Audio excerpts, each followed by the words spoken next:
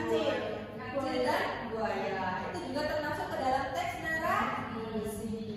Jadi biasanya di dalam teks narasi biasanya ada apa? Kalau kancil sama buaya itu disebut apa? Tokoh. Dongeng. Oh, tokoh. Ada apa? Satu ada tokoh.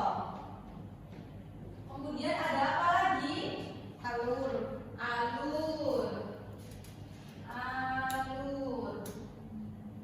Kemudian ini sungai ini namanya apa? Latar. Pinter semua. Latar. Terus ada apa lagi? Kira-kira kalau kancil itu cerdas, Bu. Berarti cerdas itu apa ya? Kira-kira watak.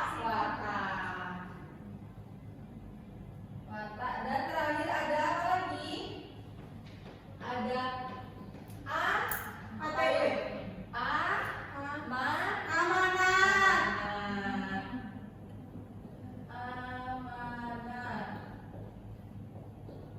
Oke, hari ini kita akan mempelajari 5 unsur yang ada di teks narasi.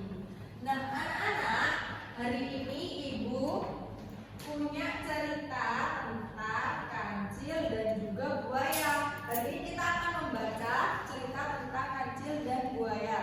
Kira-kira siapa yang mau maju untuk membacakan cerita kancil dan buaya? Dimas.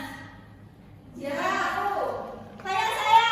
Dimas, silakan maju. Ceritakan kepada teman-temannya mengenai cerita kancil dan buaya. Pada suatu hari, si kancil, binatang yang katanya cerdik itu, tengah berjalan-jalan di pinggir hutan.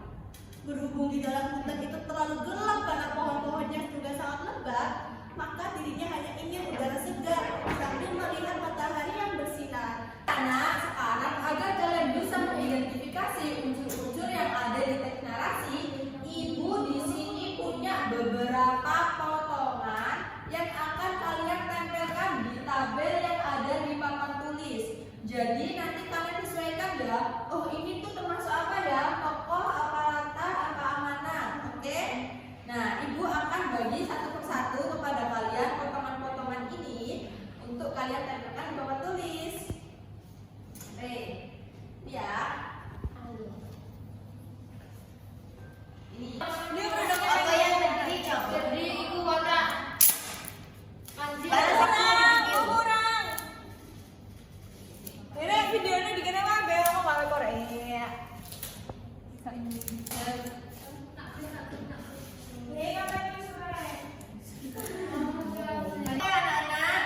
Setelah kalian menempelkan beberapa potongan yang udah dikasih, coba kita lihat satu persatu dari mulai tokoh.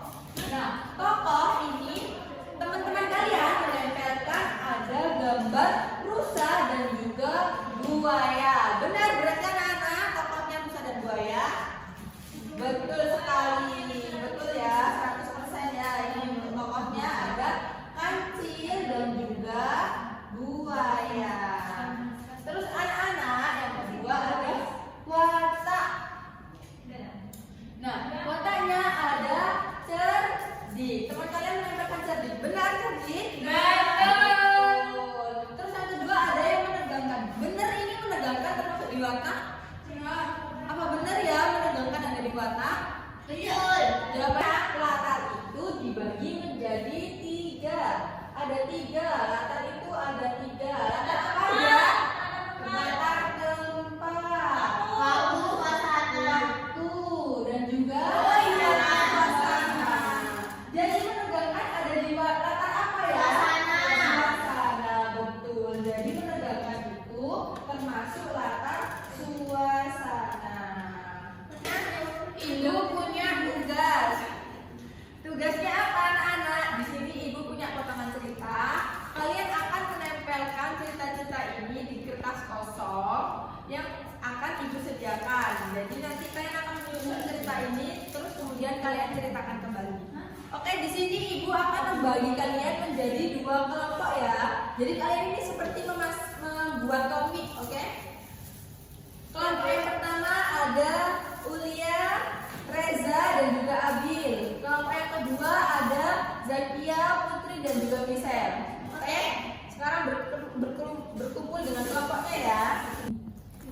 jalan. Ini dia menemui banyak hewan. Dia masih jalan-jalan. Oh gise menemui hewan terus dia lihat ada makanan. Iya, aku ya Bang. Terus dia lihat ada makanan kan. Terus dia jalan. Nah, dia ada berdua.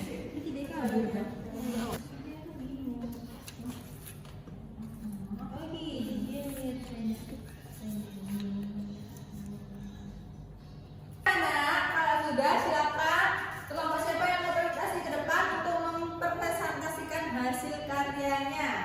Ayo siapa? Silakan. Kelompoknya Mbak Bisa, kalau maju. Silakan. Yeay. Beri semangat buat Mbak Bisa.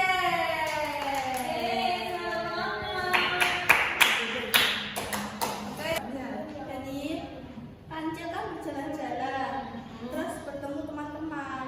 Terus dia tuh melihat di seberang sungai itu ada makanan banyak. Nah setelah itu dia itu melihat segerombolan buaya. Nah Sudah paham pembelajaran hari ini? sudah Nah, kira-kira apa saja yang tadi kita sudah pelajari ya? si Kancil, Buaya. Kita belajar tentang apa guys? Deklarasi. Di deklarasi ada apa aja ya? Oke, benar sekali. Kalian tadi sudah menyebutkan beberapa tokoh, watak, latar, alur, dan amanat dari teks narasi yang berjudul Kancil dan Buaya. Saja pembelajaran yang bisa kita pelajari hari ini. Bagaimana pembelajaran hari ini anak-anak? Menyenangkan? Menyenangkan. Oke, kalau kalian senang silakan berikan pesan atau pembelajaran kali ini di kertas yang sudah ibu sediakan ya. Oke, isi kertasnya. Gimana perasaan kalian hari ini? Apakah pembelajarannya seru, membosankan, atau aku nggak tahu bu pembelajarannya? Oke, silakan diisi. Silakan dikumpulkan.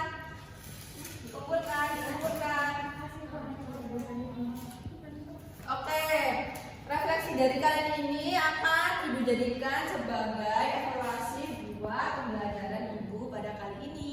Terima kasih anak-anak karena kalian sudah hebat. Jangan lupa di rumah kalau kalian membaca dongeng, kalian ingat-ingat, boleh kalian telusuri juga.